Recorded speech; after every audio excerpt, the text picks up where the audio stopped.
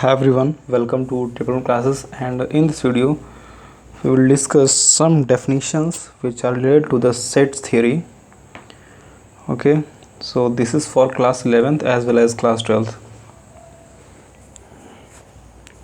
और इस वीडियो में हम लोग कुछ जो डेफिनेशंस हैं सेट के वो देखने वाले हैं। तो पहला डेफिनेशन है finite set and infinite set. Okay, देखो मैं डेफिनेशन तो ज़्यादा लिखूंगा नहीं, बट मैं बता दूंगा कि फाइनाइट सेट होता क्या है और इनफाइनाइट सेट क्या होता है। डेफिनेशन तो आपके बुक में अच्छे से दी गई होगी, ठीक है। तो फाइनाइट सेट किसे बोलते हैं? A well sets which have finite number of elements, means एक ऐसा सेट जिसमें फाइनाइट नंबर ऑफ एलिमेंट्स हो तो क्या बोलते हैं? फाइनाइट सेट, ठीक है। जैसे मान लो आपके पास कोई सेट है, सपोज करो A is equal to just 1 minute। Yes, suppose करो आपके पास कोई सेट है ए इज इक्वल टू 1 2 4 5, ठीक है। ये कोई सेट है, इस सेट में कितने एलिमेंट्स हैं? 1 2 3 4। इस सेट के अंदर 4 एलिमेंट्स हैं। कैसे नोट करेंगे? Number of elements in set A n A से नोट करते हैं। इज इक्वल टू कितना है? 4 है। तो ये जो सेट है ये आपका क्या हो जाएगा? फाइनाइट सेट हो जाएगा, यानी कि जो सेट ए है वो फाइनाइट सेट है, ठीक है। अगला सेट देखते हैं। अगला डेफिनेशन है infinite set. A set which have infinite number of elements is called the infinite set. जैसे मान लीजिए आपके पास मैं कोई सेट लिखता हूँ, सपोज करिए ए डैश इज इक्वल टू है 1 2 3 4 एंड सो ऑन, ठीक है। तो क्या इस सेट की कोई लिमिट है? नहीं है, क्योंकि इसमें देखो 1 2 3 4 5 6 7 एंड सो ऑन बढ़ता ही जा सकता है। इस सेट की कोई लिमिट नहीं है, तो इस नाते इस सेट को बोलेंगे इनफाइनाइट सेट। तो इसको नोट कैसे करेंगे? Number of elements n of A number of elements in set A dash is equal to infinite, so this set is called the infinite set. Okay, अगला डेफिनेशन है equivalent set क्या होते हैं। तो डेफिनेशन में पढ़ दे रहा हूँ। Two finite sets are equivalent if their cardinal number are same, यानी कि दो सेट्स फाइनाइट सेट तब कहलाते हैं, दो फाइनाइट सेट्स इक्विवेलेंट सेट तब कहलाते हैं जब उनके कार्डिनल नंबर सेम होते हैं। अब कार्डिनल नंबर क्या होते हैं, ठीक है। कार्डिनल नंबर मीन्स होता है number of elements in that set. Okay, जैसे सपोज करो आपके पास कोई set A is equal to है A B C D, again B is equal to आपके पास कोई सेट है E F G H. Okay, so here we have two sets A is equal to A B C D and B is E F G H. Set A में कितने elements हैं? 4 elements हैं। Set A consist of 4 elements. तो कैसे note करेंगे? N of A is equal to yes n of A is equal to note करेंगे 4 हो जाएगा आपके पास, और एन ऑफ बी कितना हो जाएगा? Number of elements in the set B is equal to भी 4। तो देखो number of elements in A is also 4, number of elements in B is also 4, so A and B are called equivalent set, ठीक है। तो ये जो definition में बताया है किसके होता है? इक्विवेलेंट सेट के होता है, इक्विवेलेंट सेट, ठीक है। ऐसे आप बहुत सारे डेफिनेशन क्रिएट कर सकते हो। अगला डेफिनेशन आता है, अगला डेफिनेशन बताने से पहले मैं आपको बता दूं कि इनमें जो नंबर ऑफ एलिमेंट्स वो तो सेम है, बट जो एग्जैक्टली जो एलिमेंट्स है वो सेम नहीं है। इसमें ए बी सी डी है और इसमें क्या है? ई एफ जी एच है। तो ये ज़रूरी नहीं है कि जो एलिमेंट्स हैं वो भी सेम हो, बट उनकी संख्या सेम हो, their number should be same, ठीक है। सो दो set will called equivalent set. अगला है एम्प्टी और नल सेट। एम्प्टी और नल सेट, तो देखते हैं क्या है एम्प्टी और null set, NULL set. Empty या नल सेट क्या होता है? एम्प्टी सेट या फिर नल सेट किसे बोलते हैं? देखो, a set which doesn't possess any element is called empty और नल सेट या फिर void set and it is denoted by phi. Means एक ऐसा सेट जिसमें कोई भी एलिमेंट्स ना हो उसको क्या बोलते हैं? एम्प्टी सेट बोलते हैं, या फिर नल सेट बोलते हैं, या फिर वाइड सेट बोलते हैं। यानी कि कुल 3 नाम है, empty set, null set and void set. तो जैसे फॉर एग्जांपल मैं एक सेट क्रिएट कर रहा हूँ यहाँ पे, सपोज करो A is equal to given that x is that x is member of n where a comma x is less than 3 and greater than 2 bracket close. ये क्या कह रहा है, ये सेट कह रहा है कि x मीन्स इस सेट A के अंदर वो एलिमेंट्स आएंगे जो नेचुरल नंबर होंगे और साथ ही साथ 3 से छोटे होंगे और 2 से बड़े होंगे। तो आपको पता है कि 3 से छोटा और 2 से बड़ा कोई भी नेचुरल नंबर एग्जिस्ट नहीं करता है, यानी 3 और 2 के बीच नेचुरल नंबर कोई नहीं है। तो इस नाते क्या हो जाएगा, सेट ए में आपके पास कोई एलिमेंट नहीं है, मतलब 5, ठीक है। तो सेट ए क्या है आपका 5 है, set A has non element, so it is called empties set. Equal sets क्या होते हैं, two sets are equal if they have exactly same elements, ठीक है। इक्वल सेट यहाँ देखते हैं, इक्वल सेट क्या होते हैं। तो इक्वल सेट की डेफिनेशन होती है, two sets are called equal set if they have exactly same elements. For example suppose A is equal to 1 2 4 6 9 and again let's set b is equal to 1 2 4 6 9, okay.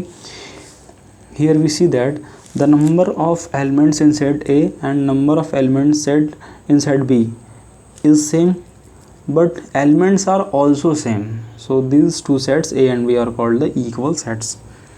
तो ये definition हो जाती है equal sets की। Subsets क्या होते हैं, what are the subsets. तो इसका डेफिनेशन है, a set A is said to be subset of B if all the elements of A are contained in B and it is denoted by A subset of B, ठीक है। तो बताता हूँ subsets क्या होते हैं, subsets की definition क्या है, सबसेट, ओके। देखो सबसेट्स क्या होते हैं या सबसेट की डेफिनेशन क्या है। तो suppose you have two sets A and B. Suppose A contain 1 4 5 6, A में 4 एलिमेंट्स हैं। सपोज और कोई सेट B है जिसके अंदर है आपके पास elements 1 3 4 5 6 7 8 9 10, okay। So set A has 1 6 4 5 and set B has 1 3 4 8 5 6 7 9 8 10, these are elements, okay। And set A has 4 elements and set B has 10 elements, and here we also see that the elements of A contained in B, yeah, all the elements of A are contained in B, yeah, all the elements of A can be contained in B, यानी A के सारे elements B में contain हो रहे हैं, but B के सारे elements ए में कंटेन नहीं हो रहे हैं। तो इस केस में क्या होता है, हम बोल सकते हैं ए जो है बी का क्या होगा, सबसेट होगा, उनके सारे एलिमेंट्स कंटेन होने चाहिए। तो ए के सारे एलिमेंट्स बी में कंटेन हो रहे हैं, तो इस केस में क्या हो जाएगा, ए सबसेट ऑफ बी हो जाएगा। तो यहाँ से लिख सकते हैं ए सबसेट ऑफ बी, ओके। तो सबसेट की डेफिनेशन यही है कि a set A is said to be subset of B if all the elements of A are contained in B, okay। So A will be subset of B and it is denoted by this sign, this is the sign of subset, ऐसे करके ये ऐसे और नीचे ऐसे होता है, ठीक है। तो ये सबसेट का साइन है, ओके। और प्रॉपर सबसेट क्या होता है, देखो प्रॉपर सबसेट क्या होते हैं। तो प्रॉपर सबसेट के डेफिनेशंस चलो कुछ खास नहीं है, जानने की ज़रूरत नहीं है, आगे देखते हैं, अगर ज़रूरत पड़ेगी बता देंगे प्रॉपर सबसेट भी क्या होते हैं। और अगला देखो यूनिवर्सल सेट क्या होता है।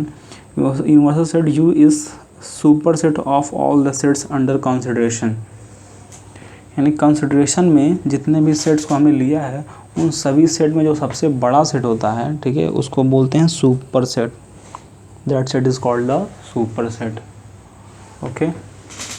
तो सुपर सेट कौन है, फॉर एग्जांपल एक सेट में यहाँ पे कंसिडर करता हूँ। Suppose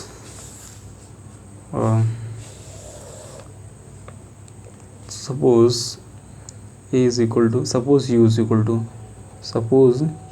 to, you have any set A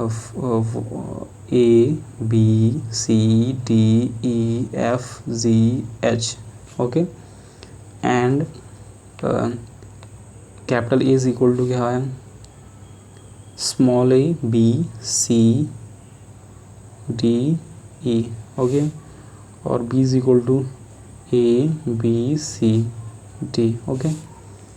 तो यहाँ पर जो मैं 3 सेट्स लिखे हैं, इन सभी सेट्स में सबसे बड़ा सेट कौन है, विच सेट इज़ लार्जर या which set is very large, that set is U, which have number of elements 1 2 3 4 5 6 7 8, which has 8 elements, और जो A और B सेट्स हैं, these have less elements than set U, so set A and B are called a small set and set U is called the universal set because it is the largest set under consideration.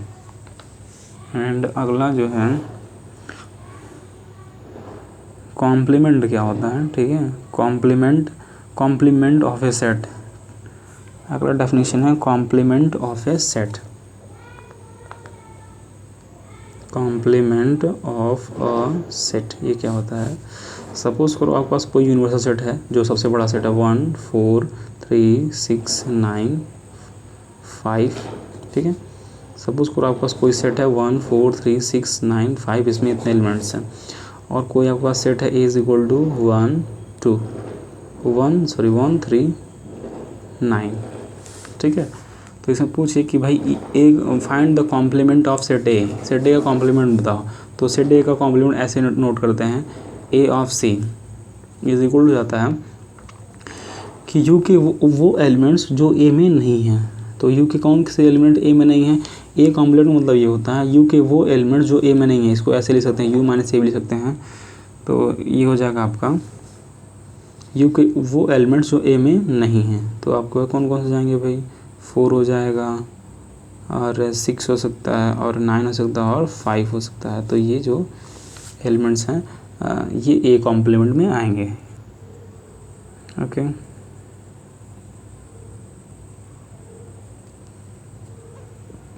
और union क्या होता है sets का, union देखो क्या होता है, union क्या होता है, union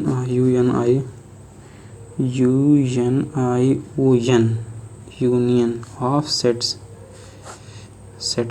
suppose you have two set A is equal to small a B C D, okay, and another set B is equal to C D E F, तो यहाँ पे जो A यूनियन B होगा, A union B ऐसे note किया जाता है, union this is the sign of union, तो A यूनियन B, A और B के सारे एलिमेंट्स आएंगे, A और B के जितने भी एलिमेंट्स हैं वो सारे एलिमेंट्स A और B में आएंगे, और साथ ही साथ कोई एलिमेंट रिपीट नहीं होगा, जैसे A इसमें A B है तो A B लिख लेंगे, इसमें C D है यहाँ भी C D है तो C D को एक बार लिख लेंगे, और E है और F है, ठीक है, इन्हीं को लिख लेंगे, तो this is the union of 2 sets A and B, okay.